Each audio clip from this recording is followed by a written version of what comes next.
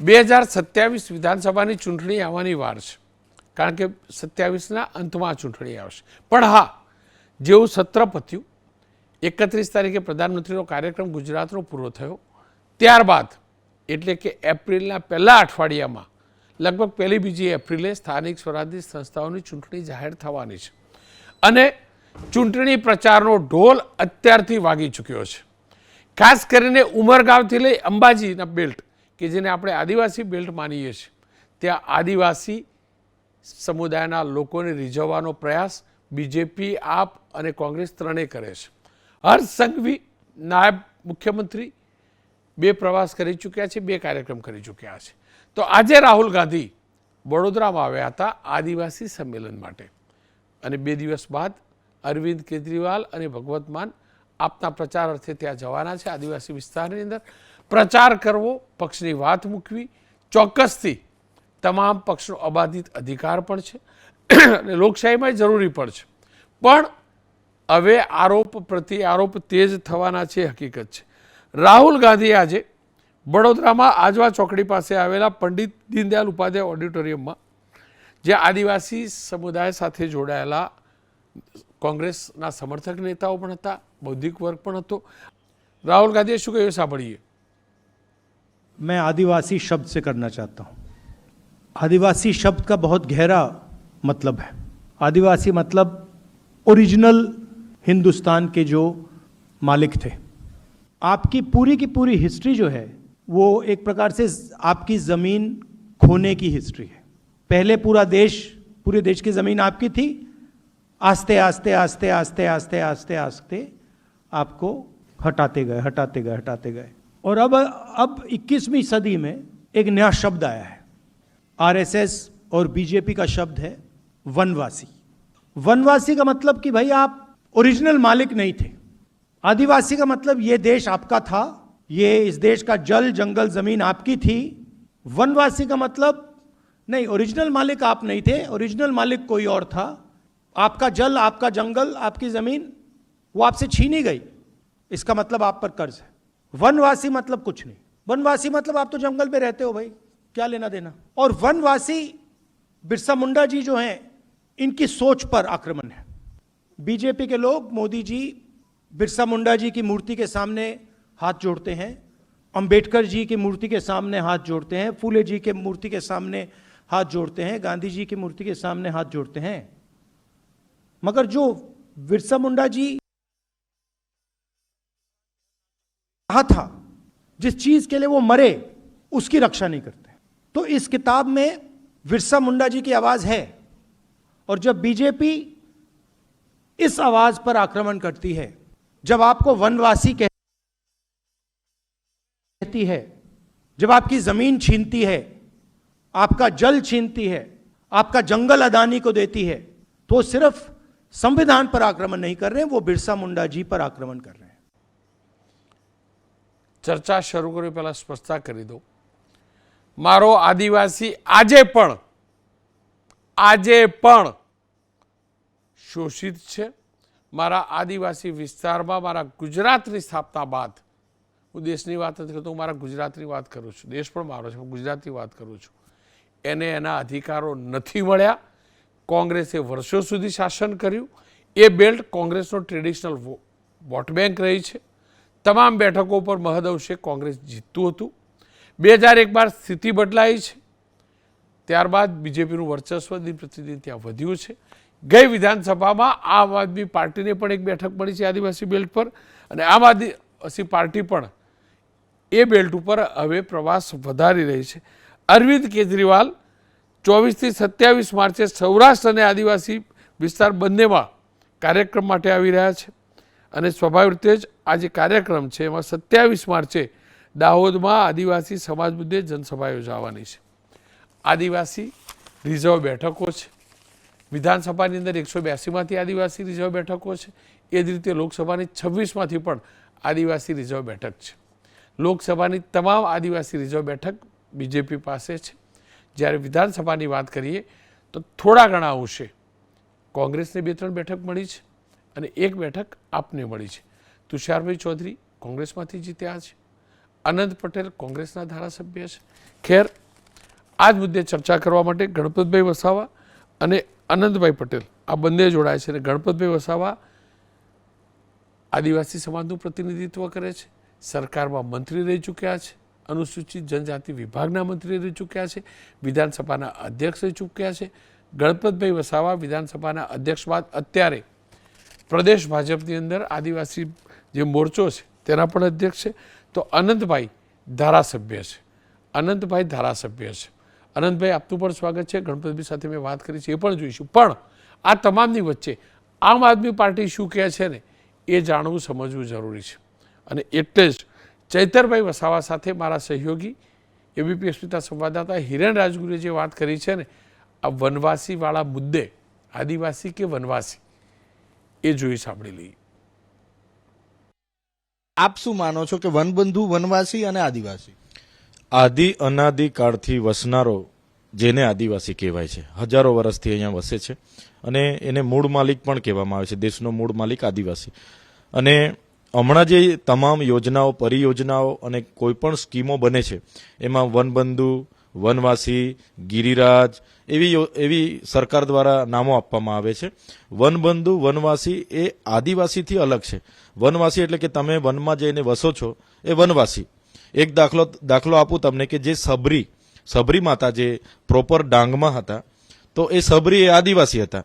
અને રામ ભગવાન જે એ વિસ્તારમાં પ્રવાસના રૂપે ગયા, એ વનવાસી તરીકે વનમાં વસવા માટે ગયા. અને મૂળ રહેવાવાળા સબરી માતા એ આદિવાસી. એટલે વનવાસી અને આદિવાસીમાં આટલો ફેર છે. તો આ બાબતે તમે રાહુલ ગાંધી સાથે એગ્રી થાવ છો? બિલકુલ. એમણે કીધું હશે કે વનવાસી અને વનબંધુ એ આદિવાસીથી વિપરીત છે, તો એ વાત સાચી છે. આદિવાસી એટલે આદિ અનાદિ કાળથી વસનારો એ આદિવાસી.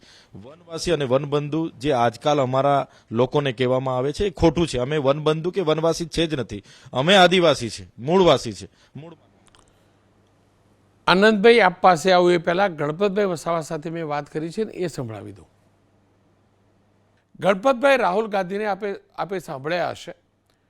તેમનો સ્પષ્ટ આરોપ છે કે બીજેપી જાણી જોઈને આદિવાસીને વનવાસી ગણાવી એના જમીન જંગલના તમામ હકો છીનવવાનો પ્રયાસ કરી રહ્યો છે.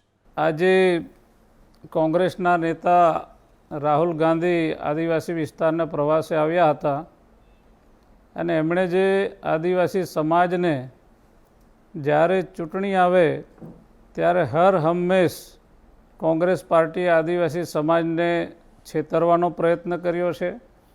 અને આ વખત પણ આદિવાસી સમાજને ગુમરાહ કરીને મત મેળવવા માટે એમણે જે વનવાસી શબ્દની સામે વાંધો લીધો છે. મારે રાહુલ ગાંધીજીને, રોનકભાઈ, એટલું જ કહેવું છે કે આ વનવાસી શબ્દ, આ આદિવાસી શબ્દ ભારતમાં આદિવાસી સમાજને અનેક રીતે બોલાવવામાં આવે છે. કોઈ એને વનવાસી કહે છે, કોઈ આદિવાસી કહે છે, કોઈ ગિરિજન કહે છે.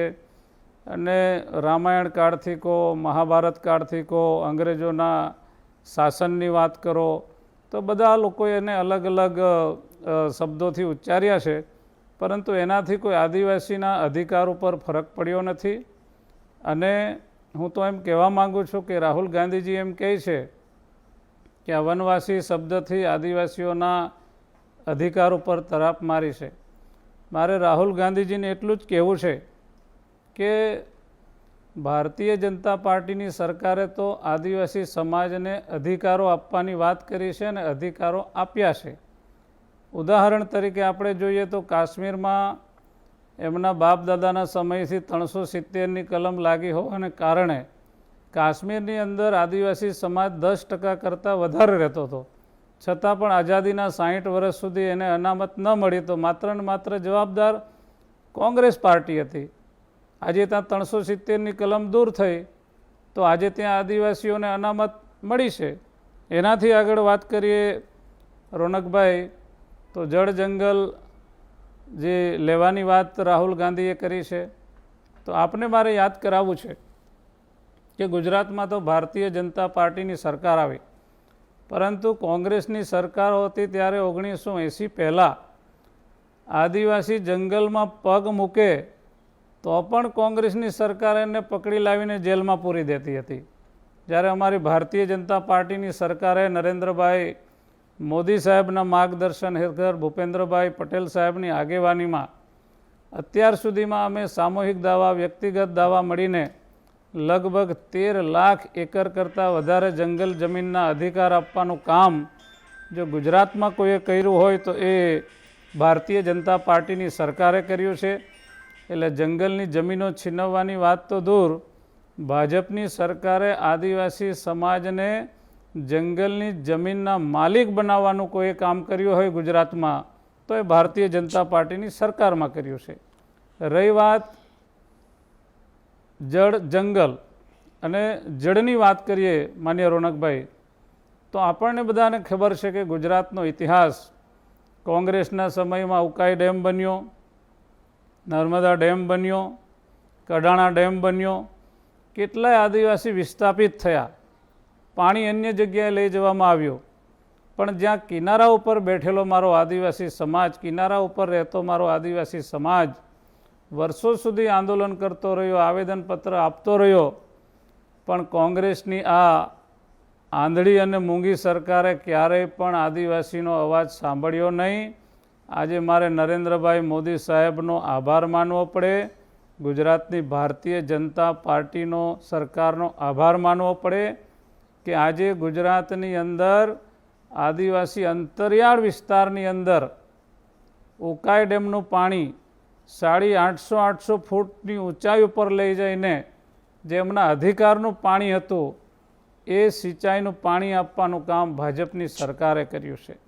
એ જ પ્રકારે નર્મદા ડેમનું પાણી છોટાઉદેપુર અને પંચમહાલ અને દાહોદ લઈ જવા માટે આ વખતે બજેટમાં મંજૂર કરી. એની અંદાજિત રકમ રોનકભાઈ લગભગ 5,500 કરોડ રૂપિયા છે. 18 જેવા તાલુકાઓની અંદર હજારો એકર, લાખો એકર આદિવાસી સમાજના ખેડૂતોને આ સિંચાઈનો પાણીનો લાભ મળવાનો છે.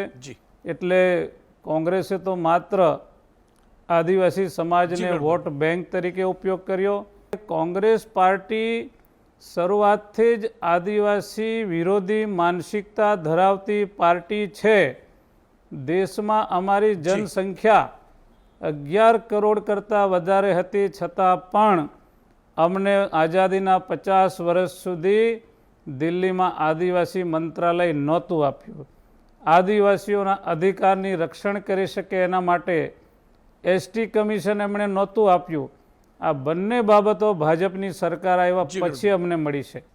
હજુ એ પણ તો હકીકત છે ગણપતભાઈ, અનેક વિસ્તાર છે જ્યાં પાણીની સમસ્યા છે. મનરેગા આદિવાસીની રોજગારીની જગ્યાએ એ વિસ્તારોમાં નેતાઓ અને અધિકારીઓ કૌભાંડ કરે છે, એ પણ થયેલું છે. આ બધી હકીકતો છે. હું એમાં જાજો એટલે નથી પડતો કે મૂળ મુદ્દો હાલ આદિવાસી રાજનીતિનો છે. જો રાહુલ ગાંધીએ આજે સંમેલન કર્યું, 2-3 દિવસમાં અરવિંદ કેજરીવાલ આવવાના, ભગવત માન પણ આવવાના, હર્ષભાઈ સંઘવી પણ આદિવાસી વિસ્તારમાં બહુ બધી ચક્કર મારી ગયા, 2-3 સભાઓ કરી ગયા. ચૂંટણી ટાણે જ ગણપતભાઈ કોંગ્રેસ, આપ અને ભાજપ, આ ત્રણેયને કહું છું, મારો આદિવાસી કેમ યાદ આવે છે? રોનકભાઈ, ચૂંટણી ટાણે માત્ર કોંગ્રેસ અને આપ પાર્ટી ફરે છે. ભારતીય જનતા પાર્ટીની સરકાર અમારા કાર્યકર્તા આદિવાસી સમાજની અંદર 12 માસ સુખ દુઃખમાં ફરવાવાળા છે. આપ પાર્ટીનું મારે એટલું જ ઉદાહરણ આપવું છે આપણે રોનકભાઈ કે દિલ્હીમાં એમની 10 વર્ષ સરકાર હતી. દિલ્હીની અંદર આખા દેશમાંથી લગભગ 50 લાખ કરતાં વધારે આદિવાસી સમાજ ત્યાં વસવાટ કરે છે. મને એક યોજના એમણે આદિવાસીઓ માટે બનાવી હોય તો જરા મને આપ પાર્ટીના મિત્રો જણાવે. આજે આપ પાર્ટી, કેજરીવાલજી ચૂંટણી આવી એટલે ગુજરાતનો પ્રવાસ કરી રહ્યા છે અને તેઓ આદિવાસી સમાજને ગેરમાર્ગે દોરવાનું કામ કરી રહ્યા છે કેજરીવાલજી. પણ હવે આ આદિવાસી સમાજ એ કોઈ કાનમાં કડીવાળો નથી, ભણેલો ગણેલો આદિવાસી સમાજ છે. અને એટલા માટે જ આપણે ગઈ વખતની વિધાનસભાની ચૂંટણીની વાત કરીએ તો 27માંથી 23 સીટો ભારતીય જનતા પાર્ટી જીતી છે અને છેલ્લા 20 વર્ષથી અમે 5 લોકસભા એ ટ્રાઇબલ વિસ્તારની જીતીએ છીએ અને આવનારી 27ની વિધાનસભાની ચૂંટણીમાં 27 સીટો એ આદિવાસી સમાજ પોતાના વિકાસ માટે નરેન્દ્રભાઈ મોદી ઉપર જે વિશ્વાસ મૂક્યો છે, ભૂપેન્દ્રભાઈ પટેલ સાહેબ ઉપર જે વિશ્વાસ મૂક્યો છે, એ 27 સીટો ભાજપ જીતવાનું છે. આદિવાસી સમાજનું બીજેપીને આટલું સમર્થન છે, તમારા ગણપતભાઈ કે અન્ય કોઈ પણ આદિવાસી ધારાસભ્ય મુખ્યમંત્રી કેમ ના બને? જો 27માંથી 27 100% આપો તો. રોનકભાઈ, આપે જોયું હશે કે કોંગ્રેસની સરકારમાં ગુજરાતમાંથી એક પણ બંધારણીય હોદ્દા ઉપર કોઈ રાજ્યપાલની નિમણૂક નહોતી કરતા.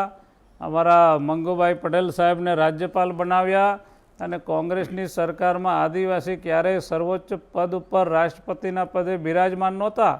અમારે ભારતીય જનતા પાર્ટી અને નરેન્દ્રભાઈ મોદી સાહેબ એક સામાન્ય ઘર પરિવારમાંથી આવતી આદિવાસી મહિલા દ્રૌપદી મુર્મુજીને આજે રાષ્ટ્રપતિનું પદ બેસાડ્યું, એ જ અમારા આદિવાસી સમાજ માટે ગૌરવનો વિષય છે. રોનકભાઈ, હું તો ગુજરાતની વાત કરું, જો અમરસિંહ કાકાએ મુખ્યમંત્રી બનાવેલા ને, તો જો 27માંથી 27 આવે તો બીજેપી મારા ગણપતભાઈ કેમ મુખ્યમંત્રી ના બનાવે? 100% રિઝલ્ટ કોઈ વર્ગ આપતો હોય તો કેમ નહીં? રોનકભાઈ, ભારતીય જનતા પાર્ટીનો માત્ર ધારાસભ્ય નહીં, નાનામાં નાનો કાર્યકર્તા પણ ભૂપેન્દ્રભાઈ પટેલ સાહેબની સરકારમાં મુખ્યમંત્રી બરાબર જ છે. અમારા ભૂપેન્દ્રભાઈ પટેલ સાહેબ ક્યારેય પણ આદિવાસી સમાજનું કોઈ પણ કામમાં એમણે ના નથી પાડી. આજના ગુજરાતનો એક ધારાસભ્ય મુખ્યમંત્રી બરાબર છે. ગણપતભાઈ, આપનો ખૂબ ખૂબ આભાર. અનંતભાઈ, આ અનંત વિવાદ શરૂ થયો છે, આદિવાસી વનબંધુ જે હોય, મને તો એટલી ખબર છે, મારો આદિવાસી પહેલાં ગરીબ હતો, આજે ગરીબ છે, સ્વભાવથી ગરીબ છે, દિલથી અમીર છે. અને દિલથી અમીર છે ને એટલે તમે બધાએ મળીને ગરીબ જ રાખ્યો છે. વનબંધુ કહો કે આદિવાસી કહો કે જે કરો, એ વિકાસની વાત કરશો કે નહીં આદિવાસીના બધા ભેગા મળીને? એ રાહુલજી હોય, તમે હોય, ગણપતભાઈ હોય, કોઈ પણ હોય, કર્ષભાઈ હોય કે પેલા ઝાડુવાળા ભાઈ કાલ પરમ જવાના એ હોય.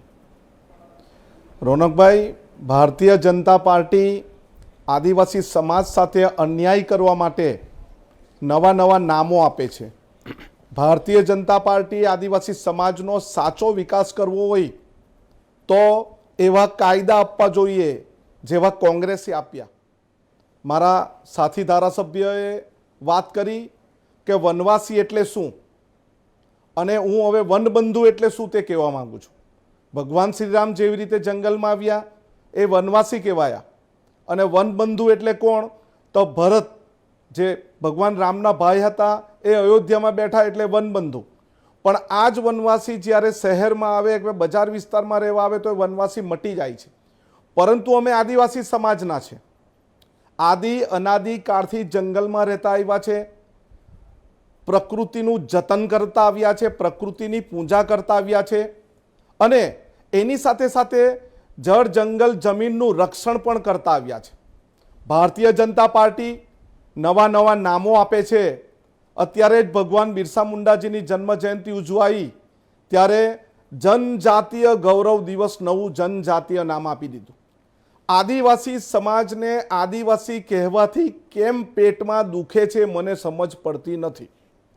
આદિવાસી સમાજ આદિ અનાદિ કાળથી દેશનો મૂળ માલિક છે, અને એ કહેવામાં કેમ શરમ અનુભવે છે એ મને સમજ પડતી નથી. ભારતીય જનતા પાર્ટીએ જો આદિવાસી સમાજનું હિત વિચારેલું હોતે તો જંગલની જમીન જેવો કાયદો આપેલો હોતે. મારા ગણપતભાઈએ જે વાત કરી કે અમે જંગલની જમીનના આટલા દાવાઓ મંજૂર કર્યા, પરંતુ માત્ર ને માત્ર 50% જેવા દાવા મંજૂર કરીને ખુશ થતા હોય. હું જંગલ વિસ્તારમાંથી, ગ્રામ્ય વિસ્તારમાંથી આવું છું. ગઈકાલે પણ મારી પાસે 2 ખેડૂતો આવ્યા હતા જે જંગલની જમીન ખેડતા હતા. આજે પણ જંગલના વનના અધિકારીઓ જબરજસ્તી પ્લાન્ટેશન કરવા માટે ખૂંટી મારે છે, અને આજે પણ દાવા 10-10 વર્ષથી આ કાયદા મંજૂર થયા છે. 27 વર્ષથી ભારતીય જનતા પાર્ટીની સરકાર છે, તો એ અમારા આદિવાસી ખેડૂતના દાવા કેમ મંજૂર કરતા નથી અને કેમ જંગલ ખાતાવાળા રંજાડે છે એ મને રોનકભાઈ ખબર પડતી નથી.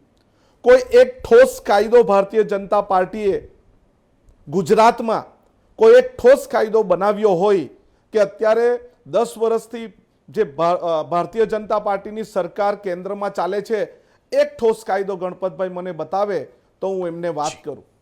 આજે ગુજરાતમાં માત્ર એક મુખ્યમંત્રી પણ કોણે આપ્યા છે? એક માત્ર ને માત્ર કોંગ્રેસની સરકારે આપ્યા છે. ગણપતભાઈને મુખ્યમંત્રી બનાવવા જોઈએ, પરંતુ ગણપતભાઈને હવે થોડા સમયથી સાઇડલાઇન કર્યા છે, કારણ કે ભવિષ્યમાં મુખ્યમંત્રીના દાવેદાર ન બની જાય એના માટે. આરબીસીનો 2017માં કાયદો લઈ આવ્યા અને સાચા આદિવાસીઓને કોરાણે મૂકીને ખોટા આદિવાસીઓ આવી ગયા અને ખોટા આદિવાસીના પ્રમાણપત્ર ગણપતભાઈ અને તત્કાલીન સ્વર્ગસ્થ મુખ્યમંત્રી વિજયભાઈ રૂપાણીએ મોટા મોટા મેળાવડામાં દાખલાઓ આપ્યા. મેં આટલા વર્ષોથી શિષ્યવૃત્તિ લેતો હતો, ભણતો હતો, મને મામલતદાર ઓફિસમાંથી કે સમાજ કલ્યાણની ઓફિસમાંથી દાખલો મળ્યો છે, મેળાવડામાં દાખલા નથી મળ્યા. ત્યારે ઠોસ તમે કોઈ કાયદો બનાવો અને અમને વનબંધુ વનવાસીની જરૂર નથી. અમે આદિવાસી છે, અમે જન્મથી આદિવાસી છે અને અમે પ્રકૃતિનું જતન પણ કરીએ છીએ.